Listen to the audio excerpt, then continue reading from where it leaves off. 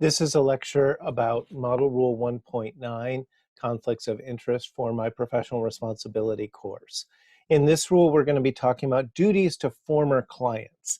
And you're going to notice that this rule is a little different than the other rules that we've had under Model Rule 1.7 and the kind of cluster of rules under 1.8, which end up creating a duty either to decline representation or to withdraw from representation, or to obtain an informed consent confirmed in writing.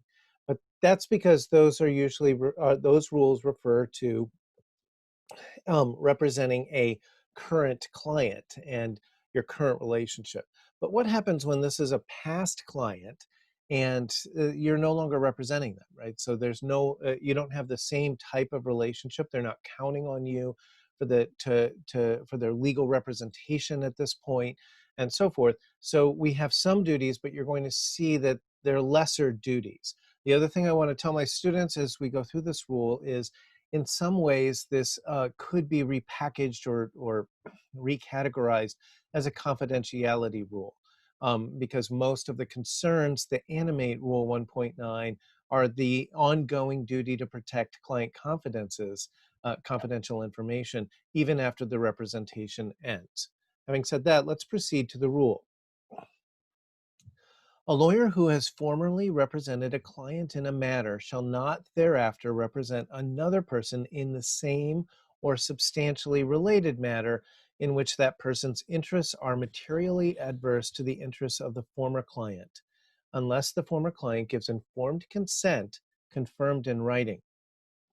So just to make sure that just to paraphrase or give the big picture here, if it's the same matter, you can't stop representing, say, the plaintiff in a matter, and then later on, once you've ended that representation, switch to the other side if it's essentially the same matter. And this we also say substantially related matter, because you could have something that, say, is a civil action, and there's a related criminal charge, or a civil action, a lawsuit, a tort action, and then there's a related regulatory enforcement action, let's say from a pollution agency or something like that. B, a lawyer shall not knowingly represent a person in the same or substantially related matter in which a firm with which the lawyer formerly was associated had previously represented the client. And then there's a colon because we have to go to the remainder of the qualifications, whose interests are materially adverse to that person, and two, about whom the lawyer had acquired information protected by rules 1.6 and 1.9c that is material to the matter, unless the former client gives informed consent confirmed in writing. So now what are we talking about? Just to kind of quickly review, this is about lawyers changing firms. B is about when you make a lateral move. And honestly, for a lot of graduates, this is going to be either 2 years or around the 5-year mark after graduation.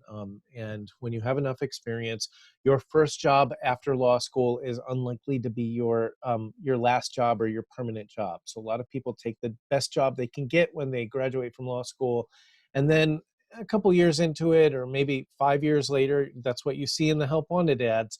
They want 5 years experience. You switch firms. And so what happens if your new firm is representing someone who's suing a client of your old firm? And that's what B is talking about. And the real question is going to be, first of all, are their interests materially adverse, or are they just people that don't like each other, or something like that? And secondly, did you acquire confidential information about that party that now could be used against them at your new firm, even if you weren't the person providing the representation? So please note, A, just to make sure you understand this, if you're watching this, A is about the same or substantially the same matter. And this sometimes happens, right? You get hired by a firm and it turns out they're the opposing counsel on a case that you were working at your previous job, let's say, or somebody fires your firm, you have a client and they fire you or they fire your firm and they say, I'm going to get somebody else. I don't like this. I don't think you're very good. And then lo and behold, the opposing party comes to you and says, well, hey, we're still looking for a lawyer. Can you represent us? And you can't. Now, please note that under 1.7, you couldn't, that was talking about representing them at the same time, but 1.9a is saying you can't successively represent the parties in the same matter or substantially related matter. And B is about the problem of switching firms and then you have goods, let's say info or intel on one of your old firm's clients who's now the opposing party to someone that your new firm represents. And that's the problem. Notice that we have a big unless here, that if the client, the former client, gives informed consent confirmed in writing, then it's okay.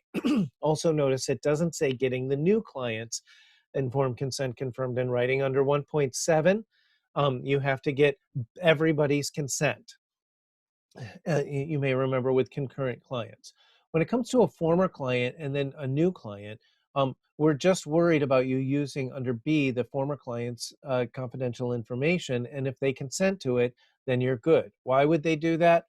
Maybe it's a big corporation and they actually don't think that the information you have is going to be that damaging or something like that, and so maybe they're willing to consent to it. Maybe it's an insurer that was outsourcing legal work to you, um, and so forth.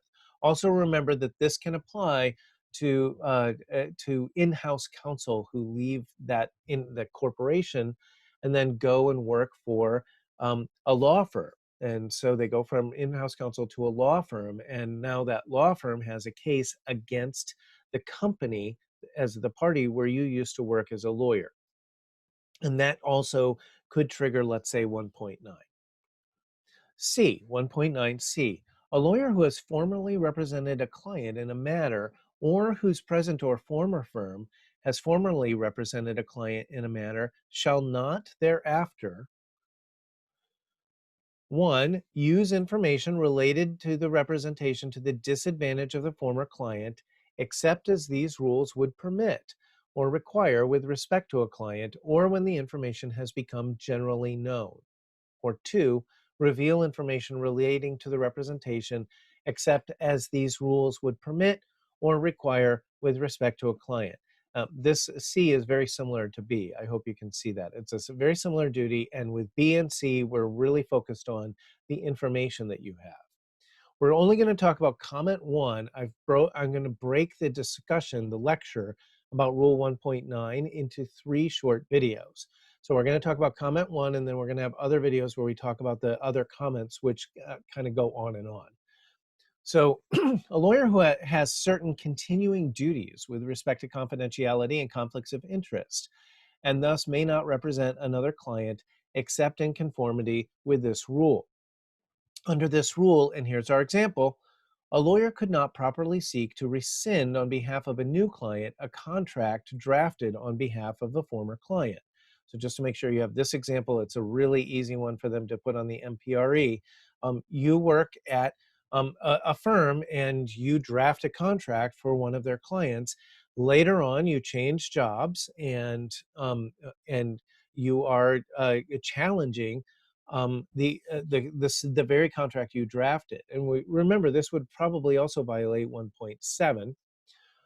Similarly, if you draft a contract for a client and then the representation ends and you haven't seen the client in 10 years, let's say, and either they fired you or you withdrew or you completed the representation, so it's just done, and now that you've gone your separate ways, you can't go and represent the other party to rescind that very contract. That's substantially related. So also, a lawyer who has prosecuted an accused person could not properly represent the accused in a subsequent civil action against the government concerning the same transaction. So it's pretty common that we see people work for the DA's office for a few years after law school and then switch to doing civil rights litigation or defense, being criminal defense work, and so they're doing appeals. And obviously, you can't work on a case that you worked on as a prosecutor, and now you're on the other side suing the DA's office or suing the government or appealing that same conviction. Nor could a lawyer who has represented multiple clients in a matter represent one of the clients against the others in the same or substantially related matter after a dispute arose among the clients in that matter, unless all clients give informed consent. Again, this part of the rule, which this comment, by the way, really is focused on A, on 1.9a, in some ways is redundant with the duties under 1.7. And so, to use an example from before, let's say a group of musicians, John, Paul, George, and Ringo, come to you and they want you to help them set up a record label, and you do that. And you have a lot of you get a lot of information about how they work and their interpersonal relationships and their financial duties and personal finances and so forth. And then at some point, George wants to sue John or Paul, and you can't represent them if it's related to the same matter, right? You can't have one of them say, okay, I'm going to pick you, and that's the one you really liked the best, and now you're suing the other people who work really co-clients in the same representation. Here's a review question, and I know this is a little bit complicated, but let's work through this. This is to test and see and make sure you understand what we're doing so far. A certain prosecutor previously worked as a defense attorney. During her previous employment as a defense attorney, one of her clients at that time had proposed during a private consultation that he could simply testify or offer a false alibi at trial to secure an acquittal. Case did not go to trial, however, so the attorney never needed to confront the potential perjury problem. Now the attorney is a prosecutor. So this is someone who is a defense lawyer and then they've become a prosecutor. And on the eve of trial in a certain case, opposing counsel sends notice that he plans to call the prosecutor's former client as an alibi witness.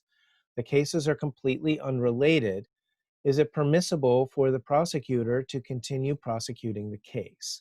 And here's our options. A, yes, because there's no substantial relationship between the matters, but the prosecutor may not use her knowledge of the witness's willingness to lie while cross-examining the former client.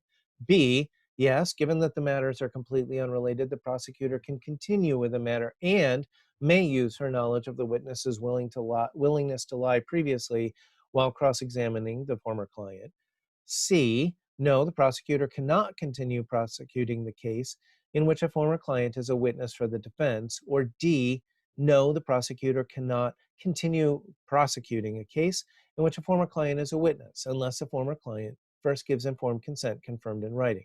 By the way, this problem is taken directly from illustration 6 in the restatement 132, section 132F, which it basically tracks 1.9. And so the restatement has some sections that are basically reiterate the duties in 1.9, but give some examples and illustrations. And if you want to know the answer, hopefully you can guess the right answer, you should look at restatement section 132.